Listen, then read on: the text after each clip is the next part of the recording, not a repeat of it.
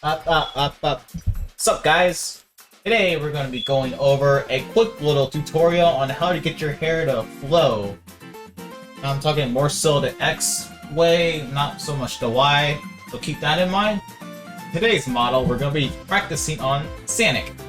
This is drawn, and majority of it is rigged. You can see the drawing process down below in the description. I will put a link right there. So, start off, we got our parameters already. These are the main ones. We're going to have two X factors. One of them is going to be the main one, the other one's going to be like the little tip. Have that little extra flow to it. So let's just get started. Again, this is short and sweet. Okay, we're going to make our work deformer inside. We'll call this one Spike Low. X1. Let's go ahead and get that in. I'm gonna move the other one in here too, because these two are gonna have like the same physics, and you can separate them honestly if you want. But I don't know, I'm doing it this way just for speed first purposes. No pun intended. I'm not trying to be punny.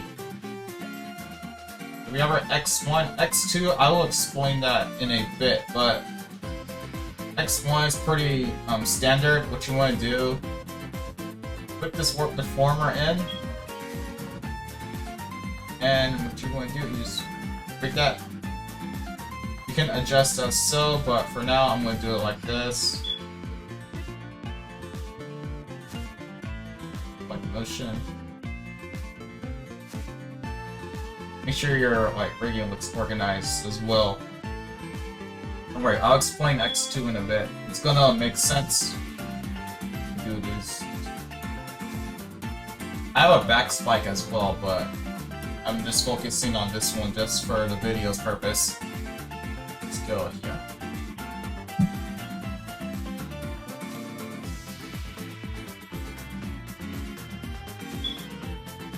After we rig that in, and I will explain the extra flow so you can have that sweet L'Oreal shampoo look. For the X2 portion, what I like to do is I like to work on the mesh itself, and the reason why is we're going to be using this little tool right here.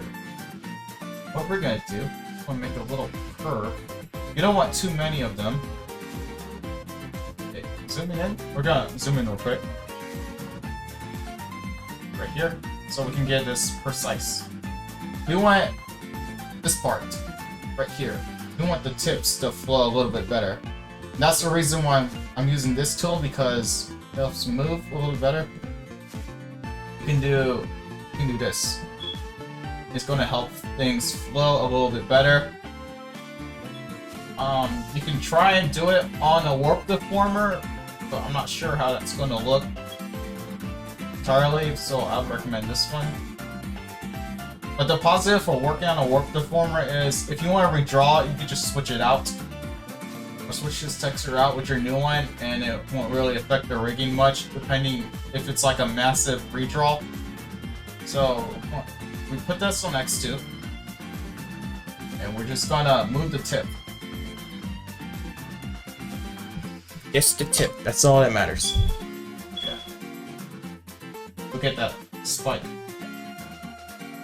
I don't want to reflect it because I don't want to risk it changing that much. And it's gonna make sense once we do the same thing for each spike, which I'm gonna call it spikes because they're spikes, but let's just say that it's hair. It's the same method for hair.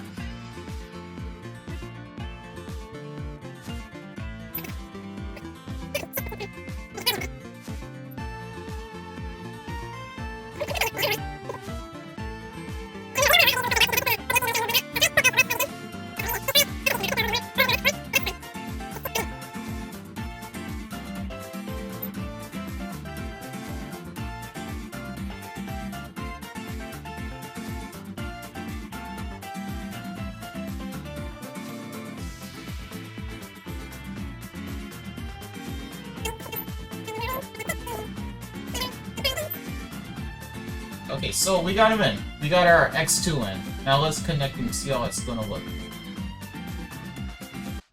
As you can see, this side, it's curved. The curve is gonna look a little bit awkward. So one thing I want to keep in mind for your artist, if you're an artist or if you're drawing it yourself, keep in mind of the shape to use this method. It's gonna look a little bit weird. It's not too bad, but it's still kind of there. I know we got that. Okay, I'm on the side. What am I doing? Okay, so now we got that in. Let's go into the physics menu. Yeah, we're here in the physics. I'll show you what I have so far. And it's mainly just the head and body. I have the Z on, but I overall need to redraw a few things. Besides that, let's get on to here. See up here in this corner, you want to click this add button. We're gonna call this one Hair X. I like to keep my X and Y physics separate. I know some people keep them together, but that's them. It all depends how your rigging style is. I usually ignore these because I like to add my own in. What we're gonna do, for our input, we're gonna put angle X for our head, angle Z for when we turn. It's gonna have like a slight tilt to it. Make sure in effectiveness, these are 100%. If you're at 0, you're not going to get any type of physics or any type of movement. So make sure these two are 100%. And the reason why we don't have anything now is we haven't put our output in. Okay, we're at the output menu, yeah? So, first things first. Add a pendulum.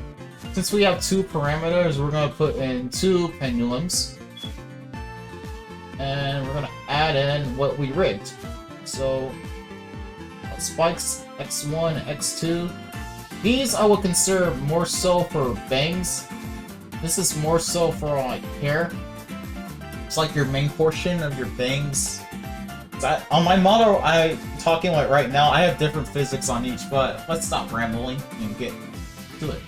Increase your output. And it looks so far. You see how flowy that looks? Look at that. That's pretty L'Oreal-ish. Still look better if I rigged in the physics for the other spike and the ears and the nose, all that. But you can adjust it as so. Increasing this higher will add like more bounce to it, and you can overall decrease it. Now, these numbers. I'm going to decrease this a little bit. See how that looks. See how it's a little bit slower.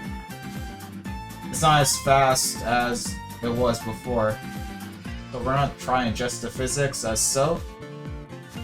We don't want, like, you can if you like have the same physics for both, but I like to have just a little bit so it doesn't look like copy paste. That's a little. Now I'll have the Y in, so let's keep that in mind as well.